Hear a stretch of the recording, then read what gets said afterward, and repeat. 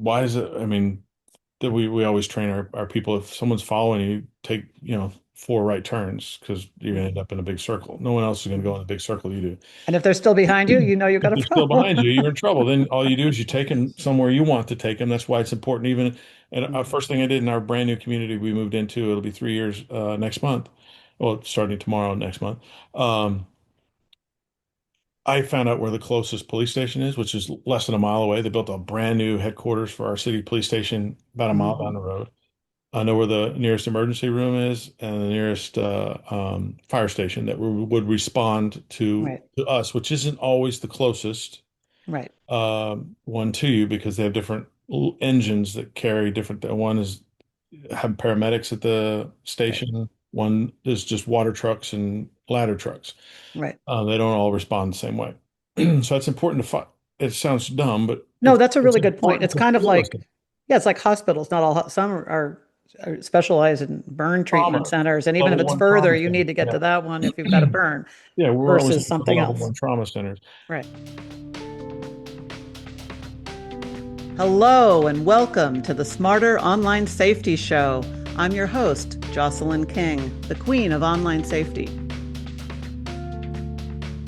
My personal instance that I've shared with people of when I had a devastating cybercrime attack, and they broke into my home without leaving any trace because they were Hmm. able to impersonate a family member and Yep. disable the alarms, disable the cameras, open the deadbolts, have the system open the deadbolts for them, come in and plant surveillance in my home.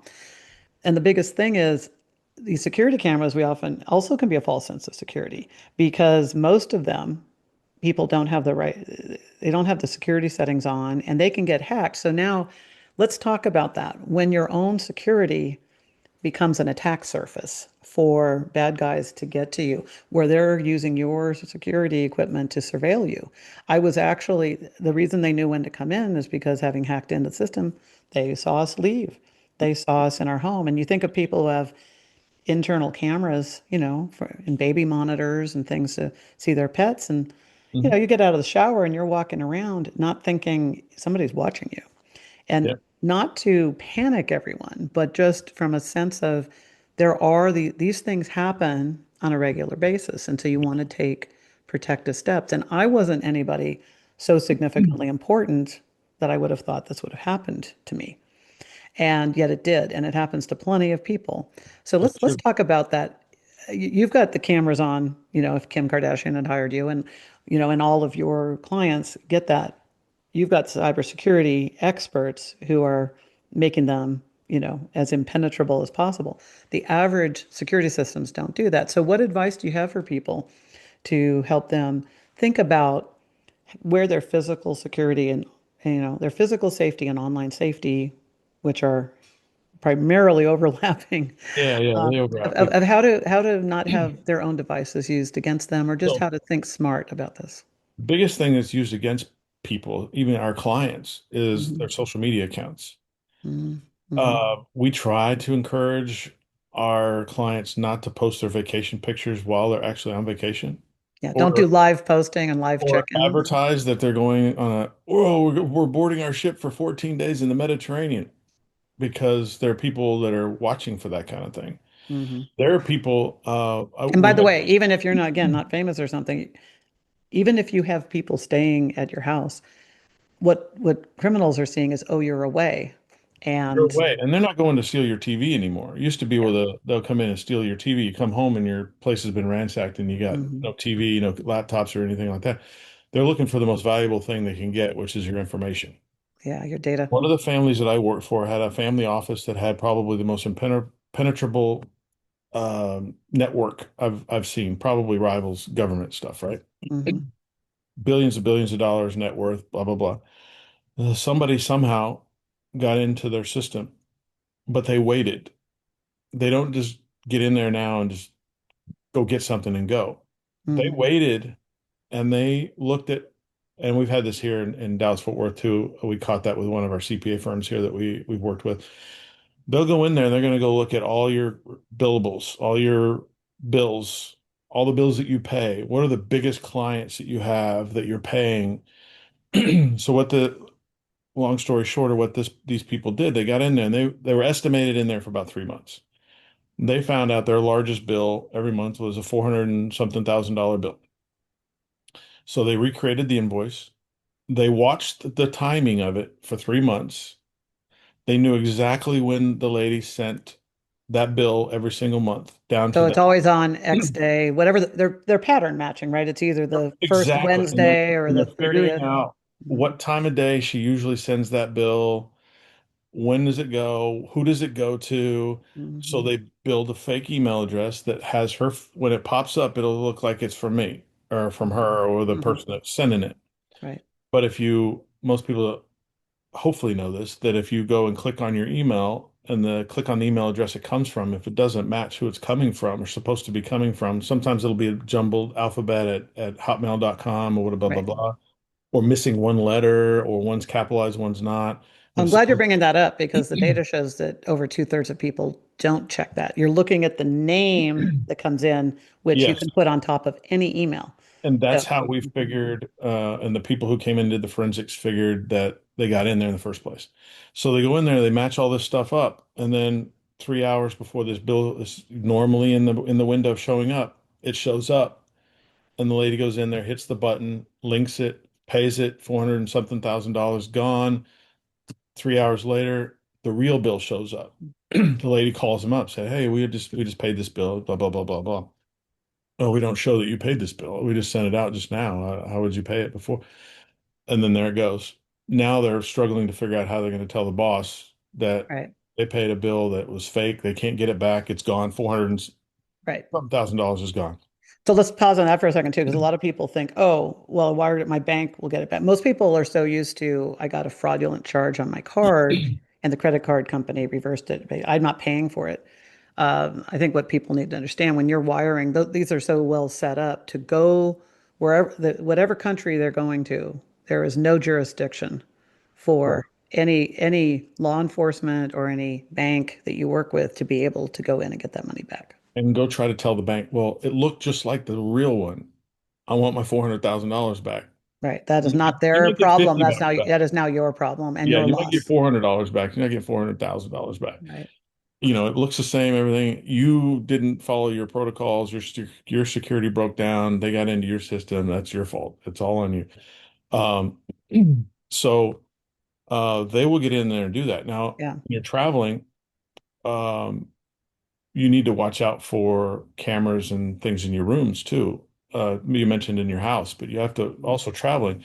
The Super Bowl in LA, I was protecting a guy that had a threat. Who's from Atlanta, and he was part of a membership group that was trying to buy an NFL team.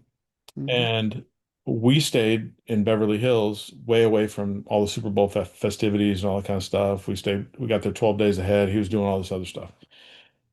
We also knew that the threat was probably going to be looking for him closer to the venues and the host hotel and all that. So one of my counterparts who protects somebody else that's in the group, they had to evacuate their hotel room because during their pre-check-in bug sweep, they found audio and video recording devices in the hotel room at the Hmm. Omni in LA where it was the host hotel. So now they have to lock down the whole everything. I don't know all that what they did because we're, you know, an hour away in Beverly Hills or 45 minutes away in Beverly Hills. But they had to get a new room for the guy. They had to uproot everything. And not everybody has the tools to be able to go in and do that. But that's another example of where you say, so I carry this little tool with me because I can put it in my luggage, Mm. whatever. Now, for And our listeners who are listening on podcasts and can't see it, tell them what you're so holding so up. this little thing here, you can go around it. It's small. I get you. We have bigger ones, and we got suitcases in Right. some instances. Mm. But this is something that you can look for because any camera that is operating is going to have a little red dot that is you can't see an infrared Right. dot. Right. It's The the human eye technology. can't detect it, but Correct. So you digital. look through the little eyeglass thing in here, and you Mhm. can and you can go through and see it. And there's lights that strobe it, so it'll illuminate it. And You if you can and if you Google or go to Amazon and do hidden camera detectors, correct. you will find these come up. Yeah. You can find those Because kinds of because things. I have just like and unfortunately you and I have far too many of these party favors because Yes. we also have the like I have what looks like a USB plug Hmm. that you would just charge your USB on.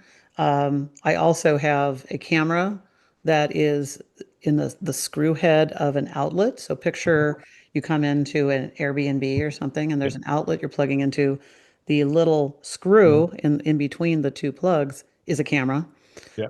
The smoke alarms overhead having cameras in them, and you cannot see them. And have traveling one of these things, these are tiny. They're 2 by 3 inches. I keep one in my suitcase. I do that because I travel a lot. You do this is now part of this should stay in your suitcase and just be something you do when you come in.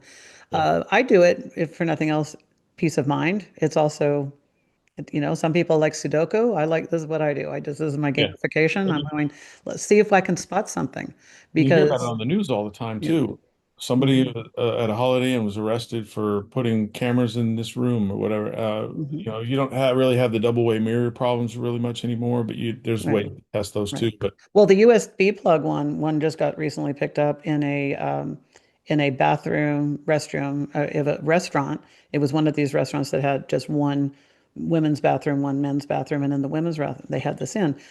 Somebody who was thinking was going, why is a USB plug in here in the wall? And they went over and looked at it, and they had heard one of these shows like what you and I are talking about, and they went, why is there a USB plug here in that plug? It just seemed odd. There was nothing yeah, in it.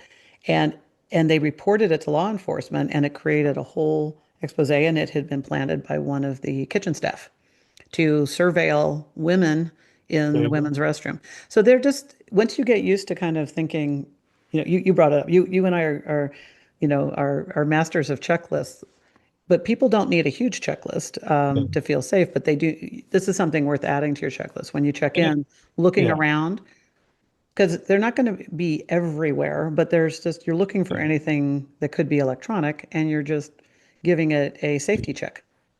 And it doesn't take a lot of time to do some pre-advanced work either. Hmm. So I give you an example. You talked about being on the second floor of a hotel earlier. Churchill Marriott in northeast London, close to the old embassy near Harrods, and I think it's northeast. If I said that wrong, but I did all my pre-advance and everything, and at night they put up the big solid metal bollards underneath the overhang where there's rooms above that, Hmm. and I Googled the hotel, and they had a gas explosion incident a few years before. And it looks like the timing of the bollards was about the same period of time. So you start to put, in my mind, I started to put a couple things together. So when I sat with the security director, we walked around the hotel because, like I said, I wanted to see the things in the back. There were doors in the back that I didn't know what it were. There was a drop-off area, and then there was an area where you can roll up a door. Johnny Depp was staying at the hotel, I believe, the same week. And so I asked about access to park the vehicle in there for access to get in and out without being outside. So when I was walking around, I noticed that the glass in the front of the hotel was different from the fourth floor up. Mm, So I asked, why is the glass a little bit different? Oh, we got bulletproof glass from up to the third floor, which also covers the floors that are over the overhang, where you pull up your car to drop off your luggage and mm, check in and everything. And so I sat down with him and I said, so after we did our whole thing, he goes, you sure you have not been here before? I said, no, I just did 2 weeks of work, and it's amazing. Google Earth, you can get there's an alley behind it, and it'll take you right down that alley, and you can see all the yes. doors. Is this your Mm, loading zone? Is this what are these two doors? mm, And this client I had, she loved to walk. She had to get her 10,000 steps. So, and mm, sometimes she'd come down from the room and go to the lobby early or late or whatever. And the stairs at that hotel go out to a back alley with a no door handle. So that door closes, she's stuck in the back alley if she goes out the back. So I did my homework. But when I sat down with the director, I said, why in the world do you guys have the bulletproof glass and the bollards and all? Did you guys have some threats or whatever? Was that gas leak really a gas leak that was in the basement? The gas explosion? He wouldn't answer the mm, question, so I kind of just put a couple things together, and I just mhm, assumed they had a threat. So sometimes being higher up when you notice things about the hotel that are different. Hmm. We requested, I did, requested rooms higher than the fourth floor. Uh, Hmm. so we were able to get that accommodated, but Right. paying Well, yeah. attention, Paying attention. Yeah. paying attention. And then I asked the security director also, which anybody can do, what are the scams or things that I need to look out for in this neighborhood? Because I'm about to take uh, one of the protectees with their two little kids over to Harrods and we're walking. What are some of the things that are going on around here? There's a park across the street. And they said one thing that's going on right now is people will have their scooters and they will look for Americans on Hmm. their phones, paying attention to their phones, texting and walking, and they will grab the purse and the phone with their scooter and knock you over, whatever it takes to grab it and go. And Right. the other one would be two or three people will come up and be happy. It's my birthday. I'm, seem a little tipsy. They'll just go for a hug while the other two are robbing you blind. Hmm. So if you don't know that, what are you going to do? I mean, Right. I was with my father-in-law. We were on our honeymoon, and we did a Mediterranean cruise, but we were in Rome for 3 days first. And these guys give you a bracelet over by the Colosseum. Oh, I've met the same guys. Yes, I've been Nice little there. bracelet, yeah, sure, Yep. whatever. And I'm like, I didn't put mine on. My wife didn't put her, but yeah. Then 3 blocks down the road, some guy comes up and says, "Oh, we built that's signals, right?" Right. They see the bracelet. They come up to the father-in-law and the mother-in-law. And, oh, we put these built a. Oh, can we get some money for doing those bracelets? Blah blah blah. Right. And my father-in-law pulls out his wallet, opens it up. All I got are fifties and hundreds, Oh, and I dear. had to step between them because the dude is 6'7", Right. skinny as a rail. He's happy to take all of them. Absolutely, could probably run from Right. Rome to Austria. Right. He had speedy tennis shoes on, so I had to get Mhm. between him. But I mean, Yeah. the being aware is just the Right. biggest thing that can save anybody, really. That's so, and I'm glad you said aware because when we talk about these kinds of things, obviously a lot of people get we get our fight or flight activated and you can feel a little adrenaline kick in. Most people, that I talk to, when we're talking about safety, think, but I don't want to be paranoid. Like they picture how, like let's face it, law enforcement people like you and security and Secret Service and all this live differently, than civilians, and people don't want to have that sense. I don't want to be paranoid. Like the idea of doing a checklist when they travel. Now, I say it all the time. It's not paranoia, it's empowerment because and also just being aware you could choose not to do it. There's times when I travel I choose not to pull out my camera detector and use it. You have freedom when you have choice. What I hate is not having the choice of not knowing because then Correct. you're letting the bad guys have all the power over you. And having been in that situation, I don't want to go back there again. But I have the choice of, and so you live this professionally and personally 24 hours a day. What would you advise people to do? Because most people feel privacy really gone? I just want to have privacy, and I don't want to be paranoid. So what would you tell them, Frank? Privacy is pretty much still there, but one thing people need to understand is our information is all out there. So it's all out there. So there something to always pop up. But Mhm. being aware is the easiest thing we can do. I mentioned prevent indicators earlier. Mhm. Prevent indicators. So anybody and everybody that walks into a room or a restaurant or whatever, everyone feels what the baseline is. You're looking around, everybody's Mhm. looking at their phones, everybody's eating, everybody's having conversations and all that kind of stuff. But if you're looking around, all of a sudden there's some dude in a booth over there staring you, just watching you constantly. The mood changes. Mhm. Whether you really feel it or not, there's something in your body that goes, "Well, wait, that guy's weird. That guy's." You may say, "There's a weird guy sitting over in that booth over there, just looking at Mhm. everybody." Mhm. Everyone has felt something weird happen when they're in a room that changes the original atmospherics. Mhm. So, that's how in larger groups, like say a wedding, you got everybody at a wedding reception and everything, and two guys over here start having a disagreement. Things start getting a little weird. All of a sudden, people are looking and stuff. If you're feeling it, you start to realize it. You start to see something, and something points it out. There's something going on with that There's table. a shift in the There's a dynamics, shift in the dynamic. And if you and your recognize gut is picking up on it. Your gut instinct is. absolutely, that's where I was Mhm. going with this. If you trust your gut not to go in that door of that place in an alley, knowing, well, that's where we got reservations, but there's no name on it. This is the address, but it looks just really, really weird. Your body's telling you not to go in there. Hmm. And is it really worth going in there? Because that's Hmm. one of the prevent indicators right there. You shouldn't have gone in there. That is so true. And by the way, the only reason we're alive talking about this and our listeners are alive listening is because of all of our ancestors having been the ones who had the best instincts Yeah.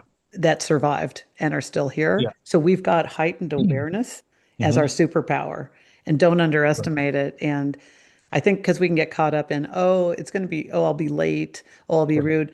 You run into this all the time. I mean, for Correct. my own situation and everybody I talk to, over 90% of the time, people say, I had a funny feeling, especially if you're talking to somebody on the phone and giving things away or you're clicking on a Yeah. link. There's something odd about it, True. but you override your gut instinct. Yeah. And I'm if gonna you guess take a pause, right? everybody.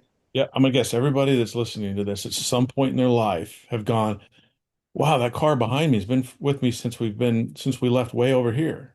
Hmm. Most people don't think anything of it though, right? Hmm. Why is it? I mean, that we always train our people, if someone's following you, take, four right turns because you're gonna end up in a big circle. No one else is gonna go in the big circle you do. And if they're still behind you, you know you got If to they're still follow. behind you, you're in trouble. Then all you do is you take them somewhere you want to take them. That's why it's important. Even and Mhm. first thing I did in our brand new community we moved into, it'll be 3 years next month. Well, starting tomorrow next month. Um, I found out where the closest police station is, which is less than a mile away. They built a brand new headquarters for our city police station about a mile down Mhm. the road. I know where the nearest emergency room is and the nearest fire station that would respond Right, to us, which isn't always the closest right, one to you because they have different engines that carry different. One is have paramedics at the right, station. One is just water trucks and ladder trucks. right. They don't all respond the same way. So it's important to find. It sounds dumb, but No, that's a it's really good point. important It's to kind of feel this like, yeah, it's like hospitals. Not all, some are specialized in burn treatment trauma. centers. And even if Level it's one further, trauma you center. need to get Yeah. to that one if you've got a burn Yeah, we're always versus looking for the something level else. one trauma centers. Right. So I'll tell you, it's not a funny story, but it's the person I took over with the wine family, or the when I joined on the team with I had the threat. First time I advanced San Diego, I did all my checklists for myself. I didn't go off anybody else's. I did my own, even though I had theirs. I went to the nearest one and I said, well, so what's your response time to the Grand Del Mar? Oh, we don't even respond there first. The station 2 miles up the road, but you're literally right outside the gate. Yeah, we don't even get the call. We don't respond to that. So I drive all the way up and I asked for somebody there, and a captain that was there said, yeah, no, we respond to there. It takes us 3.5 minutes to get to the Grand Del Mar. And then he told us how they get there. But the previous person in my position used the fire station that was just outside the gate, and in his timeline it says a 1 to 2 minute response time. Well, in the middle of traffic, when you drive the routes, which is also this boring thing in the world, used to do it with my dog in the last few years that I would do that. You don't use your emergency route. I've only used it once, and that was 3 years ago. But you still do those routes because it's important to know the information because someone's life could be on the line. I mean, Correct. we were there recuperating from the boss having a major surgery, and for 14, if he had a infection and some kind of sepsis, some crazy medical issue, we need to know the hospital down in La Jolla. There's all kinds of construction going on near there. Hmm. After 4 o'clock, there's no way of getting him there on our own. An Hmm. ambulance might be able to get back here, but the quickest response is going to be the fire station with the paramedics. Right. Doctor at the hotel isn't there 24/7. Right. He's on call. I don't know how far away he lived, but so going in there and having it down as 1 to 2 minutes, and after 4 o'clock, that 3 to 5 minutes up there turns into 10 minutes. Right. I mean, it's a huge difference. One Yeah. to 2 minutes to 10 minutes in a medical situation, but that's something anybody can go figure out for themselves Right. too. Well, and that's a very interesting thing because if you're looking at up something online, you're going to think, oh, this is just 2 minutes away. You're going to look at a Google Maps or a Waze and just say, oh, it's, but you're making an assumption that Right. in a crisis could turn out to be an incorrect assumption. And, Correct. I'm actually a trained first responder. And so looking at all those things, is the scene safe, and all of that is something that we learn. And again, people don't have to go overboard with planning for vacations and things like that, but situational awareness is there. One thing you're really great at is having people just be aware of exits when you're in places, you know. Exits, and then one a new thing that has been hot, I wouldn't say hot, but that people talk about when I do my classes, and I get repeat people telling me this is the gas stations. We have gas stations that now have security, armed security in them in our areas, and I've seen them Mhm. in other parts of the country too. And I've been at two of them coming home at night working for the families, and I'm armed, and the somebody start a fight or brandishing weapons in a convenience store, a very Mhm. well lit, nice convenience store, and with gas. And you're like, oh my goodness. I mean, Mhm. this is for anybody that's not armed. I mean, I never had to pull my weapon in that situation because they're usually just all talk and they flash it and it was over a place in line or something like that. There's no rule that says you have to park in a parking spot in front of the building. Because what happens when a guy goes, so I'm gonna go get my gun and comes and go pulls out a gun in a parking lot, starts waving it around. Mhm. Everybody starts trying to get to their cars and backing out and pulling out and doing their thing, and all of a sudden everybody's jammed up right Right. in the area where the guy's got a gun. Hmm. So my wife does this, I do this, I do it with clients, and Hmm. people have come to me and said, I started doing it. I park at a pump that is facing the quickest exit out of the parking lot of that gas station. Right. So that And you're not going to be at the back of the you're back. not going to be parked, Mhm. even if you have a handicap sticker. If you can physically walk around to get inside, you're not stuck in front with Right. six different cars trying to get out of there in a crazy mad dash because somebody's waving a gun Right. and threatening to shoot people. No, that's true. And actually, to bring all that forward, I had a friend who had parked, does safety measures and parked for a concert, or it was a venue event, closest to the exit. Longer walk to get in, but actually fastest out. Yeah. And while they were there, they were getting an alert about somebody was, there was a big fight breaking out at this. It was one of these venues, you know, an outdoor Mhm. concert 3 day thing. And there was a whole skirmish starting, apparently between two gangs or something like this, but it was Mhm. starting. And she got it on her feed and she says, I'm getting out of here. I can come back if it's safe, but I'm going to get to my car.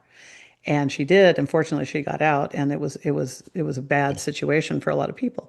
So just thinking of, you know, Yeah. how you want to stay safe. If you you know, think of it this way: the way we all have a comfort level with how the balance of our checking account. You Hmm. know, like some people won't let it go below 100, some people won't let Yeah. it go below 10,000, and some people are always in the red. Yeah. Yeah. We have a set point. And I think if people think, what do you want your safety set point to be? And Yeah. when you realize that physical safety is tied to online safety, Yeah. what do you want your set point to be? And then you get to choose. You know, like you and I both teach classes and things. I tell people you can do this, this, or this. Depends on Yeah. how safe you want to be and what measures you want to be. And when you realize that, you have a sense of feeling equipped and empowered. And now you're making decisions Yeah. instead of being the victim of whoever around you is orchestrating whatever mayhem they want to do. Remember, your safety has to be more important than whether you're inconveniencing somebody from getting to that pump.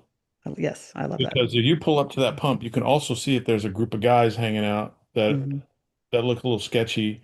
Right. Maybe I should sit here and wait for a few minutes before. I've had more people Well, and tell as a me, woman who's traveled a lot alone, I've really learned to trust my gut. I was yeah, walking the streets in Hong Kong late one night, and I could tell I was being followed and shadowed, and I intentionally went into a hotel there that you was go. not the hotel I was going to. And I sat there, and this was not something where I could easily get Uber or whatever. And I spoke to the manager and I said, I'm being followed and I need the, and I actually ended up having two people from that hotel walk me to my hotel a mile away. And we use the rule of three. So you see somebody strange three times. We use this Hmm. for people that go to the mall a lot Hmm. also. If you see the same person in three different stores or two different stores, you can do the third store as a test. Go someplace you would absolutely never go. If you're a woman, go to something that's totally Go to different the from men's warehouse or yeah, something that you something don't know who totally it is. different from the first two stores. And if that person still shows up at that store, the next place you need to go is go to the kiosk where the security is or Security information is. booth or Mhm. something like that. That's smart. Good But advice. the gas pump, you're sitting there and you're looking at it. I've had people tell me, You know, it's been really great. I was parked at a gas pump pointed at the exit when a big delivery truck came and was stuck in front of the blocking people in for 15 minutes while waiting for another delivery truck to leave and the gas pump truck to leave.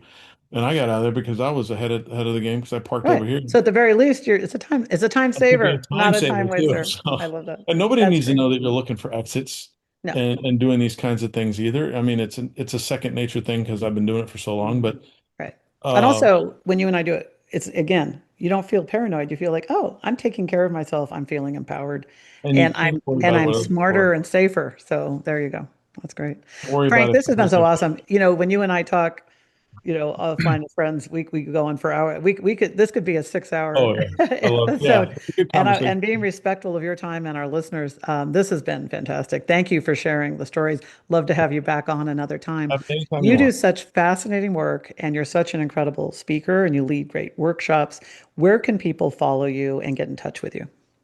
The website, blackrhinogrp.com. And then we have LinkedIn as well. And then we have some socials. I'm trying to remember what the Instagram is. But I think it's But Advanced if they go to the Guy. website, they'll be able to find Yeah, those as well. there's the little So symbols you probably know. blackrhinogroup.com, GRP, Black and Rhino Frank GRP. Yep. Robeson, Yeah. CEO, founder, and extraordinary human being. Thank you for all that you do. Thank you for sharing all this Thank great you. information so everybody can stay safer and smarter online and physically, which completely overlap these days. Well, I And appreciate so having me. appreciate that. Thank you so It's much. been a pleasure. So you heard it, everybody. Boy, some great tips. And again, tailor them to you.